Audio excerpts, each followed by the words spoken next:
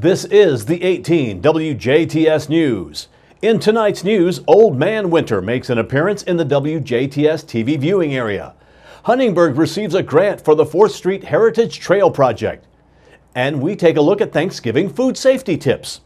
Kurt Guxell sits in with a look at sports. And on 18 WJTS Informed tonight, RSVP Director Becky Beckman from TRICAP talks about the Retired Senior Volunteer Program. All this and more coming up next on 18 WJTS News.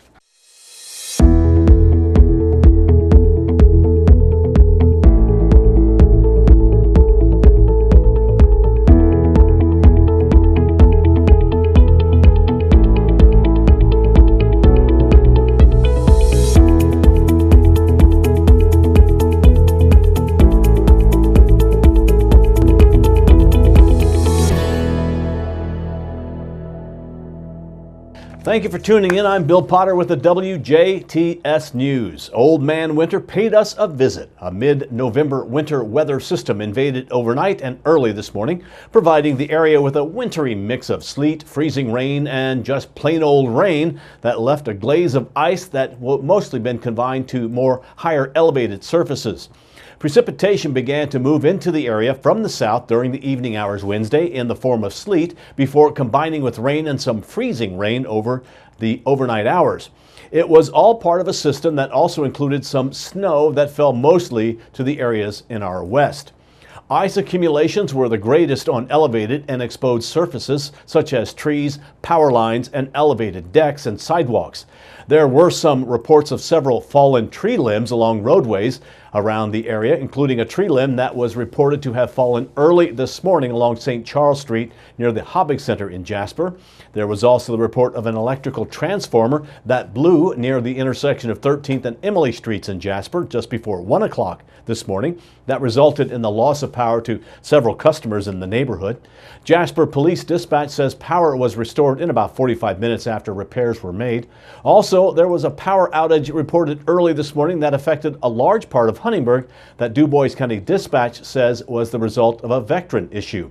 Most of all power was restored by 4:15 a.m. Additional outages were said to have occurred in Holland, Birdseye, and several areas of Spencer and Perry County.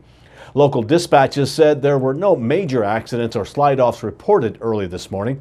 However, as the result of power outages mentioned earlier, some traffic signals around the area were affected. The wintry weather, needless to say, forced some delays, cancellations, and postponements of schools or other activities throughout the viewing area. Go to our website during winter weather at WJTS.tv and click on the Closings, Delays, Cancellations tab for the latest listing of winter weather affected delays and cancellations.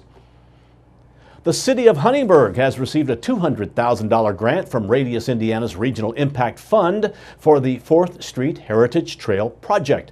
The grant allows the city to preserve elements in the design that celebrate the historical significance of the downtown, while modernizing certain aspects, all of which received approval from the Indiana State Historical Review Board last year. In a release, Huntingburg Mayor Denny Spinner says city officials are grateful to the Regional Impact Fund Committee for recognizing the significance of the 4th Street Heritage Trail Project and the effect it will have both locally and regionally as a destination attraction. Spinner called Radius a tremendous partner and said the city is very much appreciative of their investment in Huntingburg. Jeff Quile, CEO and president of Radius Indiana, says Radius's Regional Impact Fund allows for a multitude of projects and improvements to happen in their region. Quile added that a critical element of the project was the leverage of the Radius Impact Fund against a much larger amount of outside funds from the multiple sources.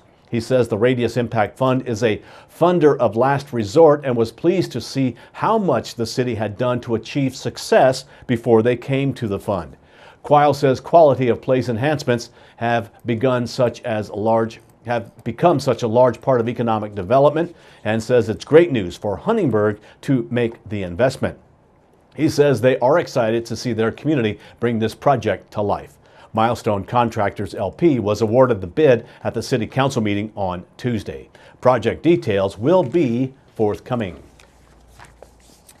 In an updated change to their leaf collection program, officials with the city of Huntingburg say residents are no longer required to call City Hall for leaf pickup, which was at first a requirement. The Huntingburg City Street Department collects leaves south of Highway 64 on Mondays and Tuesdays and north of Highway 64 on Wednesdays and Thursdays. Leaves must be collected and placed near the back of the curb in order for the city's equipment to reach them. Leaves are not to be put in the street or gutters. A Lawrence County man was killed in a single vehicle accident east of Shoals Tuesday afternoon. The Martin County Sheriff's Office says around 1:15 Tuesday afternoon, they received several 911 calls reporting a vehicle crash with unknown injuries. A Martin County deputy, along with a trooper with the Indiana State Police and an Indiana conservation officer, responded to the crash that killed 78-year-old Leonard Becks of Mitchell along US 50 east or west, that is, of Deep Cut Lake Road. Authorities say Becks was eastbound on US 50 at the time of the crash, and for unknown reasons, his 2004 Chevy S10 left the south side of the roadway, continued off the road, and struck a tree head-on. Becks was pronounced dead at the scene by the Martin County Coroner's Office. US 50 was closed or limited to one lane of traffic for approximately 2 hours while the crash scene was investigated. Along with the state police, Indiana conservation officers, and the Martin County Coroner's Office, the Martin County Sheriff's Department was assisted at the scene by Martin County Emergency Medical Services and the Shoals Volunteer Fire Department. With Thanksgiving coming up next week, Jan Dugan, Health and Human Services or Sciences educator with Purdue Extension, offers advice for you to consider. Serving up turkey this holiday season? Don't wing it. This is Jan Dugan with some food safety tips for your holiday meal. Bacteria can spread easily throughout the kitchen and get on hands, utensils, and kitchen surfaces. So be sure to start with a clean kitchen. It's easy to sanitize. Just use 1 tablespoon unscented liquid bleach to 1 gallon of water. Let the bleach solution stand on the surface for a few minutes, rinse, and blot dry with paper towels. Remember, wash your hands. Warm water, soap, 20 seconds. Wondering whether to purchase fresh or frozen turkey? Either will turn out great. Just remember to purchase 1 pound per person. If you purchase a frozen turkey, remember you'll have to allow time to thaw that bird. Thaw in the refrigerator or in cold water. Thaw a frozen turkey in the refrigerator, allowing 24 hours for every 4 to 5 pounds of turkey. A frozen turkey can be thawed more quickly in cold water, but you will need to change the cold water every 30 minutes and allow 30 minutes for each pound of turkey to thaw. To stuff or not to stuff the turkey? It's your choice. But most food safety experts recommend cooking the stuffing outside the bird in a casserole. Set your oven temperature for 325 degrees Fahrenheit and cook that 12 to 14 pound unstuffed turkey in your oven for 3 to 4 hours until done. When you think the bird is done, take its temperature. Insert a food thermometer into the thickest part of the thigh, not touching the bone. Make sure it reads 165 degrees. Always refrigerate any leftovers within 2 hours of the meal. And be sure to eat, freeze, or discard any turkey leftovers within 3 to 4 days of preparation. Don't wing it this holiday season.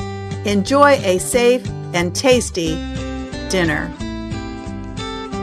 Don't Wing It is a consumer campaign to reduce foodborne illness. You've been listening to Jan Dugan, Purdue Extension educator for Health and Human Sciences in Du Bois County. Enjoy your holiday turkey. Jan Dugan often appears on 18 WJTS as a guest on our WJTS Inform program. Thanks, Jan. The Greater Downtown Jasper Business Association has announced details for Santa Claus's annual Thanksgiving weekend visit to Jasper. Once again this year, this event will take place on Friday, November 23rd during the day. Santa's arrival will brighten your child's day, and they can visit with him in his new special house on the courthouse lawn as well.